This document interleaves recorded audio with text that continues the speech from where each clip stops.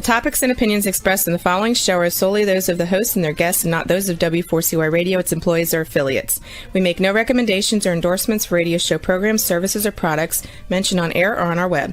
No liability, explicit or implied, shall be extended to W4CY Radio or its employees or affiliates.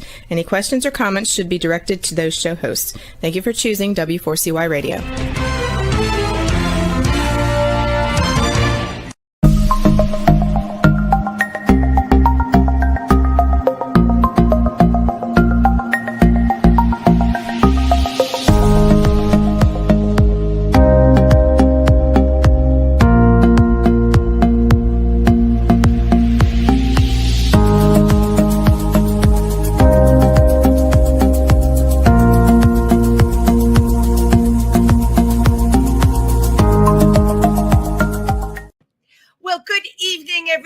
And welcome to Triversity Talk. So happy to be here with everybody. It's Wendy on Wednesday. You must be so sick of hearing me say that, but that's the truth.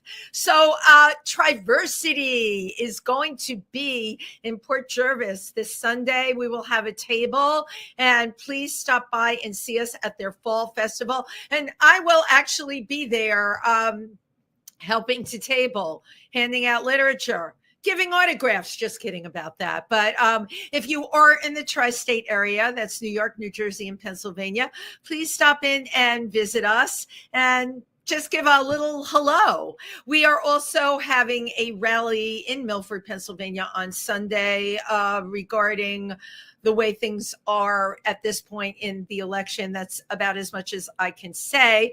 But if you're a Milford person or anywhere in Pike County, please stop on over to the courthouse on the main street. You'll see all of us. I'll also be at a table there too. This seems to be my weekend for tables, right? So tonight's guest, I found by somebody reaching out to me that represents incredible speakers in the LGBTQ plus community. And when I read this person's bio and what they were doing, I knew I had to have them on the show. I call this show Transition, Finding Self-Acceptance and Personal Growth with Wendy Cole. And Wendy Cole is a transition mentor, and she will explain to us what's involved with that. She guides individuals through significant life changes, focusing on self-acceptance and personal growth, using her own unique perspective and proven strategies to help others to live a life that resonates in them finding their true selves. What could be better? Let's all welcome Wendy Cole. Hi, Wendy. Thank you so much. And I love your name. Me too. It's the best name. And, you know, I was named from Wendy from Peter Pan. I always feel like I get asked that question quite a bit, but I picked my name in the 5th or 6th grade. You knew you were. Why Wendy? She was the prettiest girl in my class. She was the most popular. She looked the great. She had great clothes. And if I could ever be a girl, I was going to be Wendy. Because that was going to be the best girl you could possibly be. Absolutely. And it's you know what? It's a great name. So guess what? You chose well. So we're both Wendy's here tonight, and what could be better? Wendy, when I got your information in, first of all, I have to tell you, I find a lot of my own people, or they find me, but you came from someone that represents speakers and people in the business world. Yes. And the company has an LGBTQ roster, and I just want to give a shout out to them. Could you do that, please? Absolutely. Interview Connections, Jessica Rhodes, the founder. It's a wonderful organization. Wonderful. They have been great. What I have to say, they are great. They're super professional, just totally together. And when you host podcasts, you really appreciate that. So welcome to the show, and welcome to here. I am just going to jump right in. We talked a little bit before the show, and I told you I'm partial to people that transition later in life. I think it's the toughest time for someone to transition because, you know, we go through our life process, and especially if you transition later in life, you haven't been you for your entire life. That's incredible. I And you wasn't. a whole world based on not who you were, who Mhm. knew you should be, but not who you were. I was never a man. I knew it from childhood. Of course. Told my parents at age 10 and was threatened with being committed to a psychiatric facility to be fixed. Scared the hell out of me. Went into severe repression, depression. That started my entire repression and hiding. The next time I tried to do anything about this was my senior year of college. Wow. Another profound life change, graduating from college, going into the world. I didn't want to go as a guy. Right. No way I was going to do that.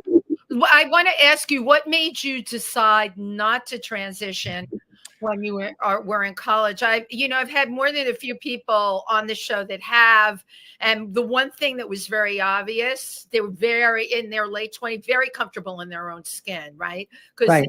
they got into their own skin early. Well, I started coming out to people in my neighborhood. I lived off campus. One of my fraternity brothers, yes, I was in a fraternity, Wow. doing everything I could to try and check the boxes off and fit in. Right.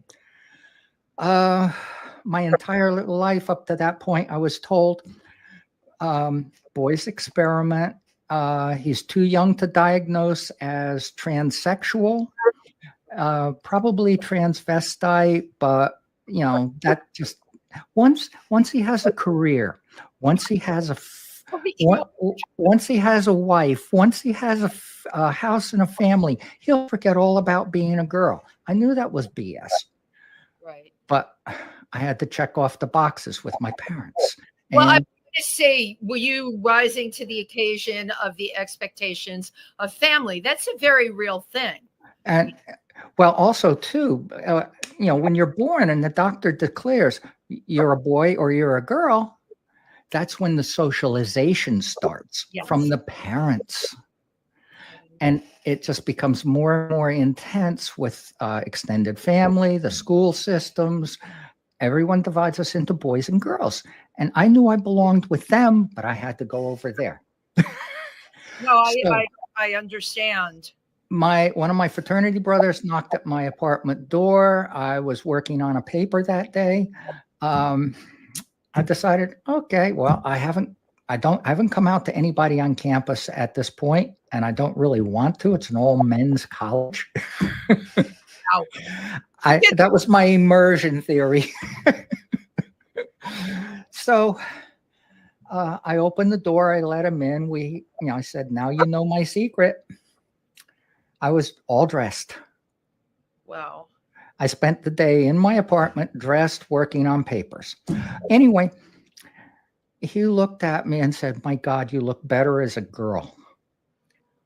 And that was the only reaction, right? This is a very straight dude, a fraternity bro, as we call them. Well, not so straight. He goes, well, I'll tell you my secret. I'm gay. We'd known each other for 4 years in hiding. Right. And in all boys college. Mm-hmm. Well, my psychiatrist then, and this is the reason that I stopped. My psychiatrist took me as a case study patient to a quarterly meeting in New York State of all the psychiatrists from the Tri-City area. Schenectady, Albany, Troy. Yeah, I know the area quite well. So here I am in this conference room in a hospital with all these people. There's about 20 people in there. I'm talking. I get 5 minutes into it or so. And one of the doctors, these are all MDs now, stands up, says, I'll see you all next quarter. I've heard enough today. Looks at me and says, you're a freak. You should move to New York City and turn tricks like the rest of them. What year was that, Wendy? 1970. Okay. Early 1970s. That year, I totally believe it and get it, because go back to that time. That was the mindset. However, I would be arrested by police if I were spotted in public, red, and they would throw me in jail, fine me, and publish my name in the paper. That happened everywhere in New York State and even in New York City. It did happen in New York City. I have a lot of friends from that time. I don't know if you saw the film The Stroll.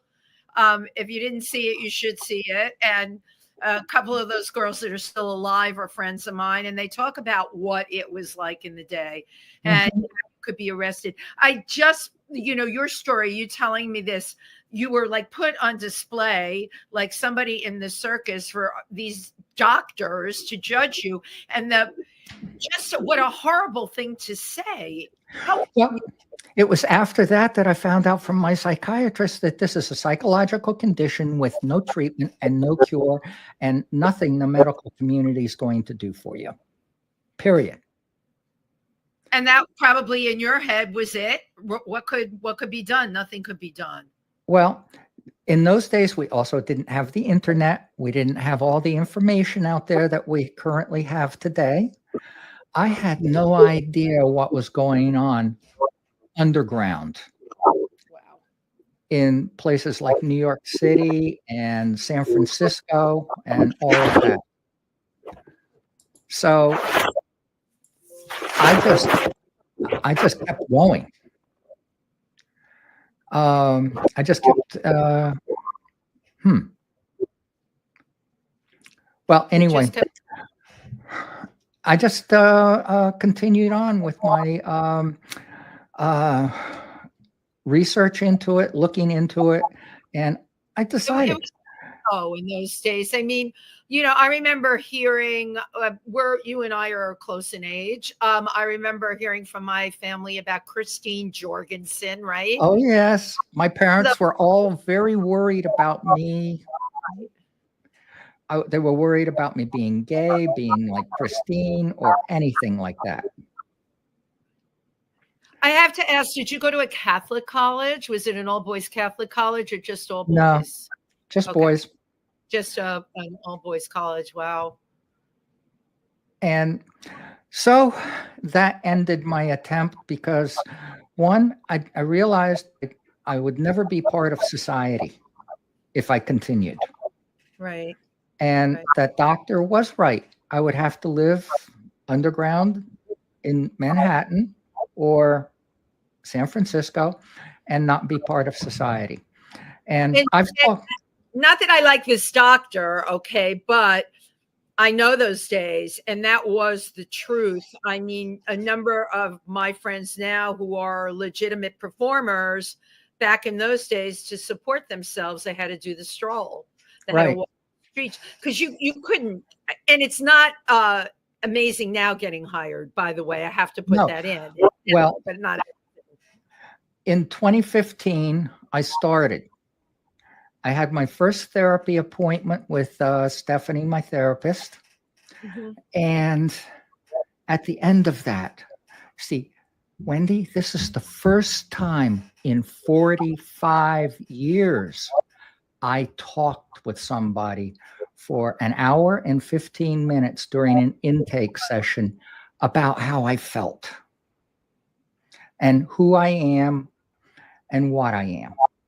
Right. Well, when I got up to say goodbye and I turned to leave, Stephanie looked up at me. She was sitting with my file folder on her lap, looked up at me and said, "What's your name?" I snapped back, "Wendy." I didn't even think. Perfect. And this was huge. She looked down, crossed out my male facsimile's name. That's what I called him. Good name. And crossed out my male facsimile's name and wrote Wendy on my file. From that day forward, I was Wendy. By my third therapy session, I was going to therapy as Wendy. And I had started working on all the mental aspects that I needed to change in order to transition. But there's a lot. So I'm just going to jump back a little. Sure. In 40 some odd years. Okay, how were you getting through your life in the 40 some odd years? I hope I have Simone Krauss watching tonight. She'll be on next week. She just wrote a 459-page book about her 40 some odd years and the exact conversation that we're having from her perspective. So I want to know what you, how you dealt with your life then. Were you like, what kind of work did you do? Is it blue collar, white collar? You don't have Okay. you want to talk about? Sure. Um, my parents, after college, I moved back in with my parents. This was a devastating time for me. I was really a mess. I got actually a decent job as a waiter. I wanted to be a waitress, but of course I was a waiter. Great job. That's all that matters. And I did that for about 7 months or so, saving up money. And our next door neighbor was an IBM vice president. He knew that I was interested in computers. PCs hadn't been invented yet. Wow.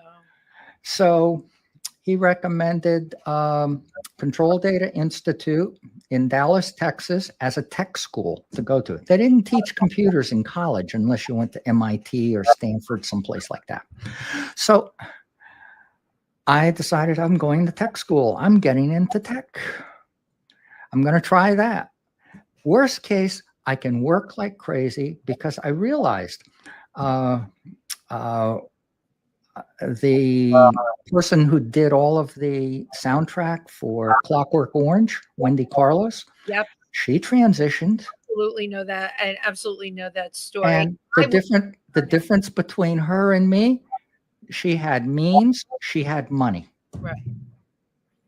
So that's what I was going to do. Get a job in tech, so that save up money. In money, tech, we all know, is really high paying. I have to tell you, the amount of trans people I know that are in tech, it just seems it's a club of people, probably for the same reason. It also seems to be non-judgmental. You know what I'm saying? See, tech was a great place for me to hide out. I could be absorbed in the digital world. I could hide in there in my computer monitor for 10, 12 hours a day, easily.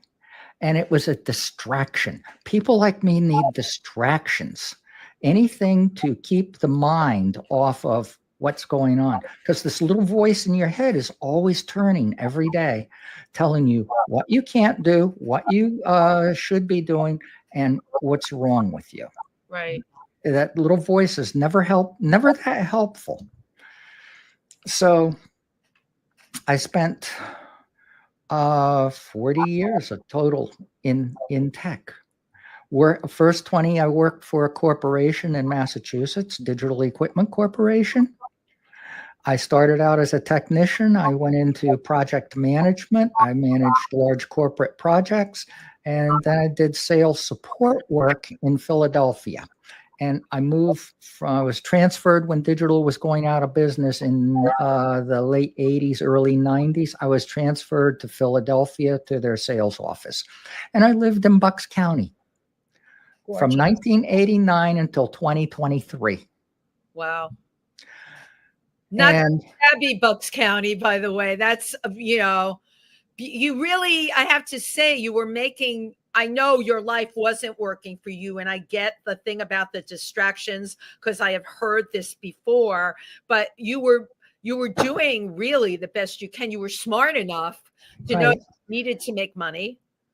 And maybe you knew in your heart of hearts that would eventually be your way out. And I also came to the realization that this wasn't the time for me, both for society, and the big thing for me was the medical community. Absolutely zero medical support. And I'd found out that girls were getting estrogen out of the country. Oh, yeah. And I later, in the 20 teens, found out from an endocrinologist that I was working with in Bucks County that when he was in NYU in medical school, he was watching girls die of AIDS from sharing needles injecting estrogen. Yeah. Known fact. I know. Horrible, right? Yeah. So I give anyone credit who tried to do it then. I mean, and in fact, in 2021, I talked with a lady who transitioned in 1978 in the South. I can't imagine what that was. Well, she agreed to have a Zoom conversation with me. And one of the things that really struck me, she said to me, "I envy you." And I said, "Why?" "You transitioned in 78. You've lived your entire life like that." She said, "I couldn't tell anybody where I was going. I vanished. I came up in another place as myself. What I realized," she said, "is I swapped one closet for another closet. Right. I couldn't tell anybody about my past either." No. Right. And with the whole thing with passing, if she passed, right, then she had to keep everything a secret. And that's one word I dislike Oh, intensely. I do too, but you know where that word came from, right? Passing. Well, my goal when I transitioned was I was going to blend in as any other woman, and that's what I call it, blending. Right. And I think the year we're in now is a far better word, and that's a buzzword that really needs to get out there. But it's blending as yourself, whoever you are. It's not about, I hate that word passing too, but back in the 70s and 80s and even the 90s, that was the thing. I had somebody that had become a very close friend, and she was gorgeous, and all she ever was, she disappeared, okay, with her husband, because they just wanted to pass. That was the word used. But you're right, it is blending. It's like, but blending into society and just being you. Just being. That's it. We should, and every person should be entitled to that. Yes, I agree totally. And from 2015, January to July, I moved into my apartment and emerged as Wendy. I did this in 6 months. It's very quick. One of the things that I always hear in the community is transition is difficult and takes a long time. Not true for everybody. It does if that's what you believe. Right. One of the first things I do with my clients, change their beliefs. That's what I had to do with me. Right. I had to work on all my thoughts, my emotions, and change them to be more supportive of who I am. I also had to learn to do that deconstruction of all that male socialization that I went through. So let's talk about the deconstruction, because you're hitting on a lot of points here on your journey. You sometimes a person can go through this but not really be able to articulate it. You're a transition mentor. You can obviously not only articulate it, you can help others on their journey. So to deconstruct, what kinds of things do you tell people, especially as I started out saying, older transition is much harder. When you're over 60 or over 50 or whatever, and you've been living your life, I always say, 2 teenage kids and a white picket fence as an example, because I know some of those situations too. Right. What the hell do you do? Your life was one way. Well, I succeeded in that 6-month period of eliminating all of the thoughts that I had that were forcing me to repress this. Okay. And I started really working on being hyper self-aware. Hyper self-aware. And also working on self-acceptance. You can't do this without accepting yourself for who you are. And it has to be real. So I believe, I'll start with this. I believe that life is all about possibilities, and life is change, constant change. Absolutely. So it's our thoughts and our emotions that combine to form our beliefs. And our beliefs are what either prevent us from achieving what's possible for us, or even masking it from our vision, and we'll never see what's possible for us. I started working on that in January of 2015. By February, I was starting to see a totally different picture and believe that I could actually do this. I would leave the house as Wendy, go to therapy. I had a rule with my wife at the time. I would only leave the house as Wendy on the day I went to therapy, and that was it. So, okay, why was it on that? So you weren't full time? I wasn't full time in January through June. Only on Thursdays, and those were the days I went out and gave myself life tests on the way to therapy, on the way back from therapy. I would work on, here's what I'm going to do. One of the days was I was going to stop for coffee at a Dunkin' Donuts without a drive-through, because drive-through is cheating.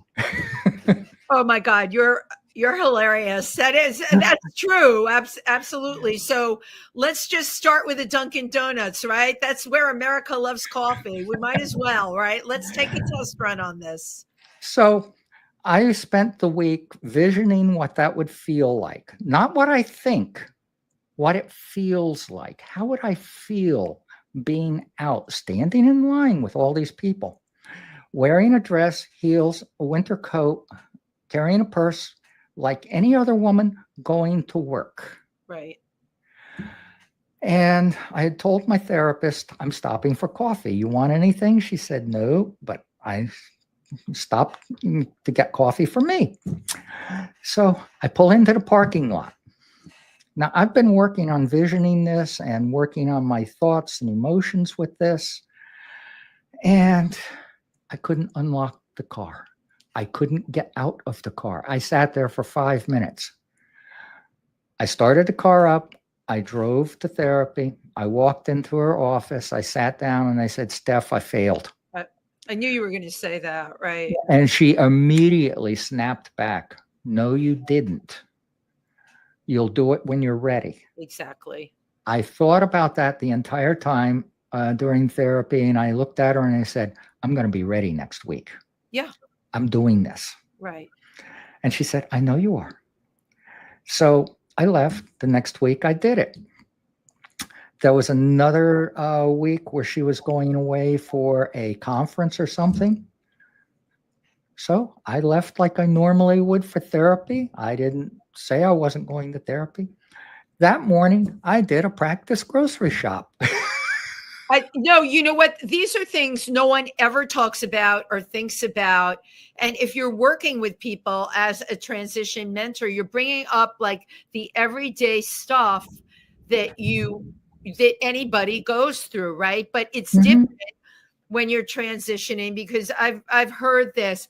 You're worried about being clocked. That's the word. Clocked, yes. No. And when it comes to the blending in and all of that, I have a 7-page list of male and female attributes in behaviors and mannerisms. And I've been putting that list together for quite a while. I started with me. Well, everything I'm talking about started with me. And got it. That really works. The way you sit, the way you carry yourself, your speaking patterns, your voice inflections, all of that. Well, there's coaches, and I've had them on. There's people that now work with people on voice modulation. I mean, there are, as you know, coaches for everything. I think what is impressing me so much is there's something in you that made you be your own coach. You were able to come to these realizations and get your brain clear enough, because we all have this static in our brains, and you used it early on in the show, the distractions. And whatever you did, you were able to clear that away and walk into Dunkin' Donuts and walk into a supermarket. And I went walking through the local town down Main Street window shopping, going into stores. I walked into a Starbucks there, bought coffee and a Danish and sat and looked around, and absolutely no one was looking at me. Right. And nobody ever did. And I'm thinking to myself after that day, oh God, I can do this. This is wonderful. I'm finally going to get to be me.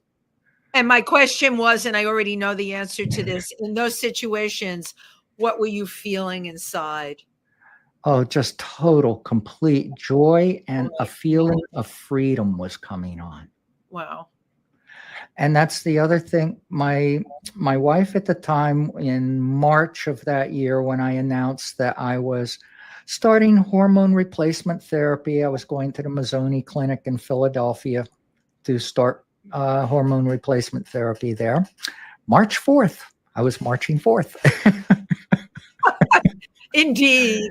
So that's when my wife said to me that we didn't discuss it. And I said, well, there is absolutely nothing to discuss. I'm doing this for me. It's something that I have to do. I still don't know where any of this is going to go. I still don't know if I'm even going to like living as a woman full time. I have no clue about any of this. But it's something I need to do. I've needed to do it since childhood. Right. And that's when she said, we're getting a divorce. And I agreed. I never even asked why. We did discuss it when it was discussed that we were getting divorced. I asked her why we didn't do it way back when. And she said she didn't have any options herself. And as long as I wasn't going to do anything about it, she was going to stay with me, because I told her about this 4 years into marriage. You had told her 4 years in. Wow. 4 years in. So at any rate, it was just a very intense feeling of joy. Yeah, I can imagine, and freedom, and I also knew it wouldn't work out staying married. I don't discourage people from staying married. It is possible, but it takes a very special woman. I happen to know one of those women, and yes, I agree with you. It does take a very special woman. Now, this was only a few years ago. It was like in 2021 or 2. My ex-wife said to me, because during the pandemic, I moved back into the house. We couldn't sell the house in 2015 because the market was so bad. Yeah. So we agreed to leave it out of the divorce. And so I moved back in. I set up an apartment for myself in the basement, and I spent the entire pandemic year putting my coaching work online and developing my programs and everything else. What a brilliant use of that time, because, having a tech background, you didn't have to put together a coaching program. You could work anywhere. Mm-hmm. You didn't do that. After you found your path, and this is what so impresses me, you decided to share it with other people. What I found out when I started to do it too.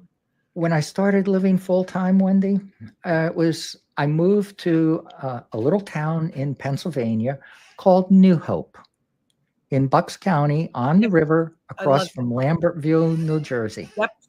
Been to both. I'm sure you have. And large gay community. Yep. I figured, they're going to totally get me. They're going to understand all of this. Wrong.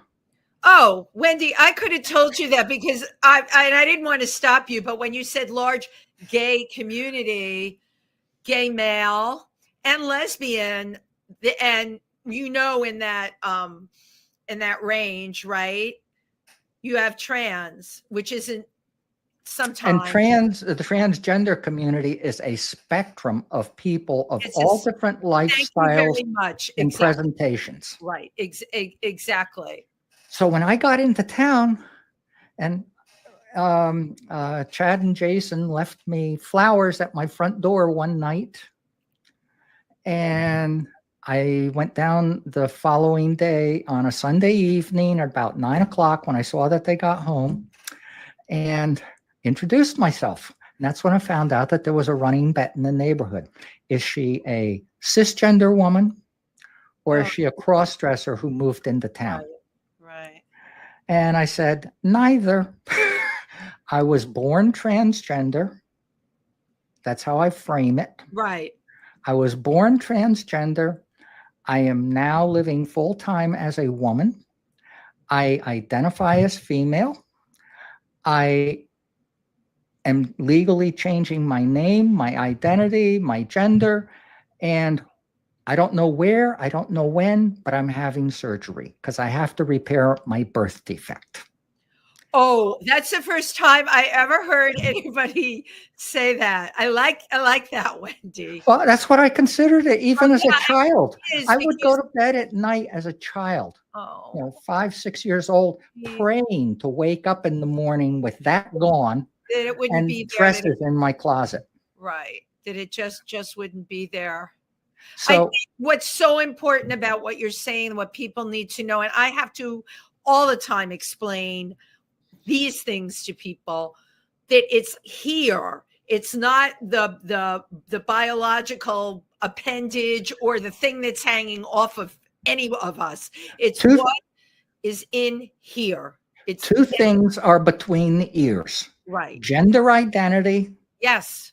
And sexual orientation. Right. Right. I knew what my gender identity was. I had no clue what my sexual orientation truly was because I was in the wrong body.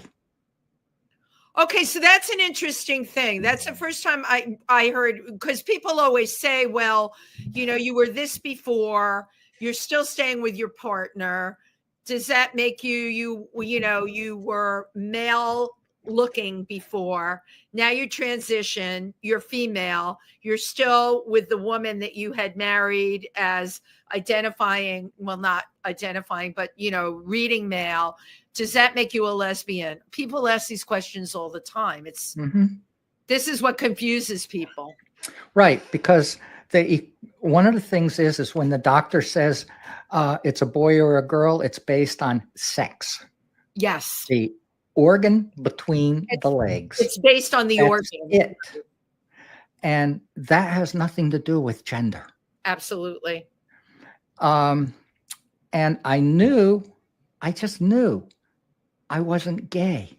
As a guy, living as my male facsimile, I knew I wasn't gay.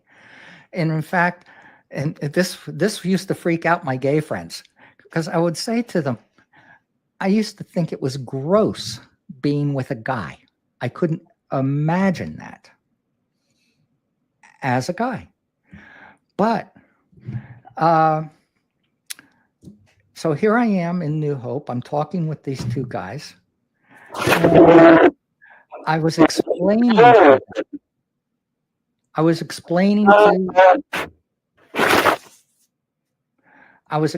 to them about my life. We were talking quite a bit about it, and they were asked. And I this was the first time I ever said this. I'm an open book. Ask me anything you want to, and absolutely nothing's off limits. And I'll never forget Jason looking at me saying, "You shouldn't have said that in front of Chad." And he asked.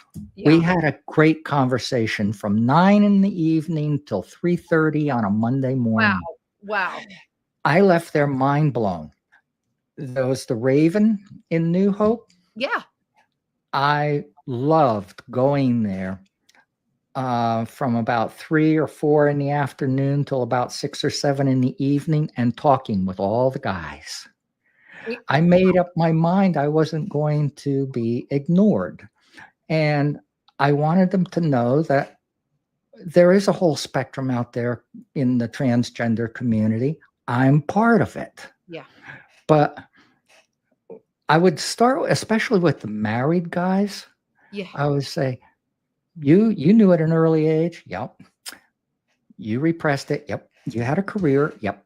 You had a wife. Yep. You had a family. You got a house. You did the whole bit. Yeah. And now you're here. You came out. And that all ended. You got divorced and you moved on. The only difference between you and me, you became a G, I became a T. That's it. Really, really well put. And on that T, there's a whole lot of variations on that spectrum. Mhm. And you talking about that is really everything. I mean, in 2024, we are just at the beginnings of those conversations. I mean, I live in New York City, and you know, everybody knows people here that are trans. But you know what? You still hear the dumb questions. Oh yeah. And And it can be from the gay community, it can be from the straight community, but you still hear the dumb questions. And I shouldn't say they're dumb. That's my bad saying that. I guess because I would never ask anyone some of the questions that I've seen them ask people that are trans. It's like, why would you ask somebody that? I always want to say, what has that got to do with a slice of bread? It's got nothing to do with it. well, I really don't mind people asking me questions. And Right. if they phrase it wrong or they phrase it, and I know that somebody else in the community is going to go off on them for phrasing it that way, I correct them. I tell them how it is. What I came to realize, the gay community in that area of Pennsylvania was my biggest allies and supporters. Which is fabulous. I absolutely loved them. They were wonderful to me. And I can't say enough positive things But about Wendy, I them. think a lot's got to do with the fact that you are an open book and you are an incredible educator.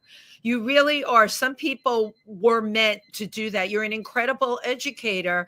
And I think because of how you are, makes people respond to you that way. I think you could go into any gay community or any community where people were willing to listen, Mm-hmm. and you would win them over because you would answer their questions, you would communicate.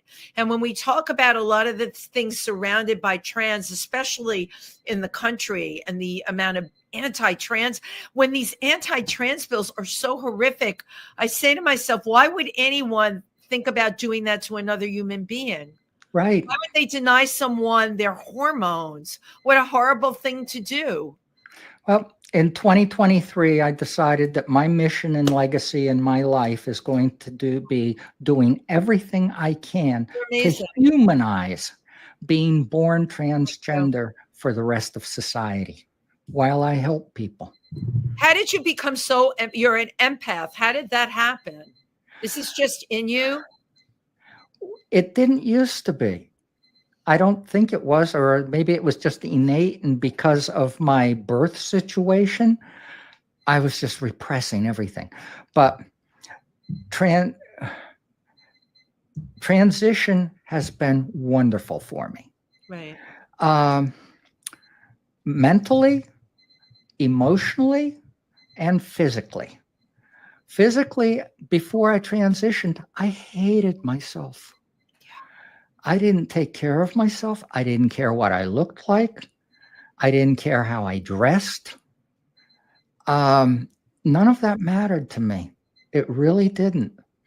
I was 70 pounds heavier. I had blood work problems. I was type 2 diabetic. Incredible. From age 38. Young. And 3 years into this, my primary care physician, I'd already had surgery the year before. My primary care physician looks at me and he goes, I'm going through your medical records and I don't get it. What happened with you? Right. Your blood work is coming back perfect. Your type 2 diabetes is gone. And you've lost all this weight. And I said, it starts with being happy. Right. And again, happy is here. Exactly. Everything, all roads lead to here. Exactly.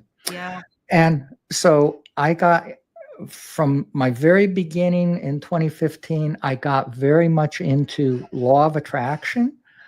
Not only just the spiritual side of it, but also the scientific and medical side of it too. I started following Dr. Joe Dispenza and reading his works and getting all kinds of information that I needed in order to try and make sense of, okay, I changed my thoughts and that has an impact on my body. Right. Well, it's your thoughts that trigger emotions. Now, those emotions trigger glands throughout your body to secrete chemicals, and it's those chemicals that communicate with your body what your mind is thinking. So if you wake up and 5 minutes later you're filled with anxiety because of the thoughts you're having, that's all those chemicals that are pouring into your body. And we can get addicted to those. Yes. And become addicted to being depressed, addicted to having anxiety. For me, as I said before, I've been seeing shrinks from the 90s on. I could tell them anything. I never told them about this. I mean, after all, after being called a freak, I'm not going to tell another doctor. You shut down. But then what's the purpose of seeing a shrink when to you're get not meds for the you? depression and the anxiety? Right. And I never told them the underlying cause. Right. So they can't fix that. You know what? They can just give meds. Right. But I mean, that's what's so amazing. You figured out how to fix it. And when you talk about the whole mind body connection, which is something that's a whole other show for me because I'm completely into it. I was able to get rid of 5 years of back pain that way. I'm sure you know who John Sarno is. Yes. The mind body connect. I was one of his patients and I saw it work firsthand. And the stuff that you're talking about, it comes from exactly the same place. But I have to tell you, if you tell regular people that are going through the anxiety, depression, back pain, any of it, they'll look at you like you have two heads half the time. Oh, I know. Continue with what you just called. Oh, I love talking to you, Wendy. What you just called their addiction. It's their addiction. So, one of the things that I found when I was going through this was I was just starting to feel much better about myself, about who I am. And I found out by 2016, 2017, I had people who had been cross-dressing for years that felt bad about themselves and what they were doing and wanting to go forward. So I just started trying to help them understand, because everybody was kind of, how did you do this so quickly? And what did you do with that? And so I would just start working with them to help them feel better about themselves. And you are the person that can do this, but what you are, most people aren't. That's why being a mentor and being the kind of teacher that you are is going to help a lot of people. All right. You have the language. You understand what I'm saying? You do. You have the language. Right. That's a lot of people just don't have that. You can't teach someone that. You can't send someone to become a psychologist or psychiatrist and expect that they're going to come out and have the language. You have the language. You can use it. Well, I often say I have a PhD in being transgender. I totally love that. You won't believe it. We are down to the wire with 1 minute left. I need 4 shows for you. What would you like people to know? How about how to reach you? Okay. Meet wendycole.com. Okay. That's the best way to reach me. My calendar's there, my newsletter's there, and a link to my main website where my other interviews are, and my main website, which tells all about me. Right. So I can't thank you enough for everything that you've shared. And we barely scratched the surface because there wasn't even time to get into parents of trans kids, very young trans kids, which is a huge growing population. Mm-hmm. And, that again, that's a whole other area that's got to do with this spectrum of trans. You're a very generous person with a really big heart. And thank you. yeah. I'm currently working on a book. I Good. got the edits back. Yeah, good. And it's a book for parents of transgender. Oh, fabulous. And I'm planning on getting that into my publisher in probably October. So that's one of the things I wanted to say to you. I hope you're working on a book, and I should know, of course, you'd be working on. And I'm working on a second book, of course, which is not a transition story. It's everything I learned about life and living, having gone through this. Well, even for me talking to you, because I'm not transitioning, but I'm a person that's done a lot of digging deep, self-realization, and I'm very skilled at getting rid of what I call those bad thoughts. We all know exactly what they are, right? And I had to really train myself to do that, and because people say it's daily work. We never stop. Right. It can't stop. And people say, you're so happy. Why are you so happy? And I do. I walk around like on this, nirvana level. And even when tragic things happen to everybody, even the way I deal with them is different than a lot of other people will, because I can't let it bury me. We're all walking this earth. All right. Each day is as good as we make it. And you are such a larger than life person, Wendy. You can spread this around to not just the trans community, just to people. People really need what you're offering. And I have to tell you that it's really, really great. Well, one last thing. Yes, absolutely. As far, I said genders between the ears, not the legs. The other thing is it should be less about transitioning and more about correcting how you were born. Right. So that you can be who you've always been. It's a correction. It's a correction. I think that's one of the ways I encourage all my clients to look at this. Right. If you start shifting how you perceive yourself, it's amazing what you can do. Yeah. And I will say that if you start shifting how you perceive yourself, it's amazing what you can do. Wendy Cole, thank you. You have been such a stellar guest. Hang out after we go off. I want to definitely get a picture. Thank you. Okay. Thank you, everybody, for tuning in tonight. We'll be back next week. Bye-bye.